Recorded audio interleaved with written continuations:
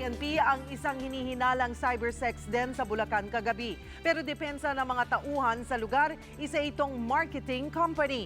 Ano naman kaya ang ibinebenta nila rito? Nasa gitna ng aksyon si Dindo Flora. Arestado ang nasa 20 katao matapos salakay ng PNP Anti-Cybercrime Group, ang isang hinihinalang cybersex den sa San Jose, Bulacan.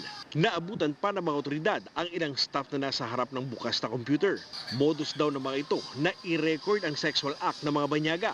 Gagamitin nila ito para makapangikil ng pera sa mga biktima. These chat operators are pretending to be women, pretty women, na meron sila mga files sa videos and photos ng mga nude profiles ng mga magagandang babae. And then, yun ang kanilang pinapadala with the chats doon sa kanilang sa mga customers.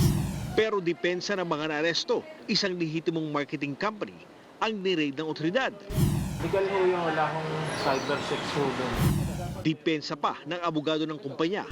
Lahat ito ay hindi totoo. These are only figments of their imagination, whether there was sextortion or not. And I can prove that there was none.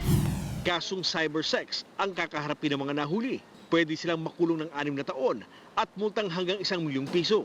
Aminado ang PNP na dumarami ang ganitong kaso sa bansa dahil may piyansa ito.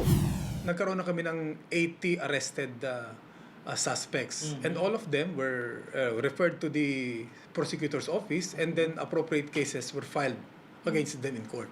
So, bailable ito eh. So, organize yung grupo, nakakapagpiyansa kagad, may abogado kagad sila. Base sa datos ng PNP, mula 2013, mas dumarami ang kaso ng cybercrime. Pinakamarami rin ang kaso ng online scam o estafa. Dumarami rin ang mga kaso ng online libel, online threat, at identity theft. At di pa man tapos ang taon, mas mataas ang bilang ng mga kaso ng paglabag sa Anti-Photo and Video Voyeurism Act. Asahan pa raw na dadami ang kaso ng cybercrime habang umuusbong ang teknolohiya. Kaya bilang pag-ingat, kailangan gumawa ng password na mahirap hulaan sa mga online account. Huwag buksan ang mga kadududang websites at link. Gayon din ang mga online account sa mga computer shop. Umaaksyon. Dindo Flora, News 5. Be sure to come back. Use 5 everywhere. Copyright 2016.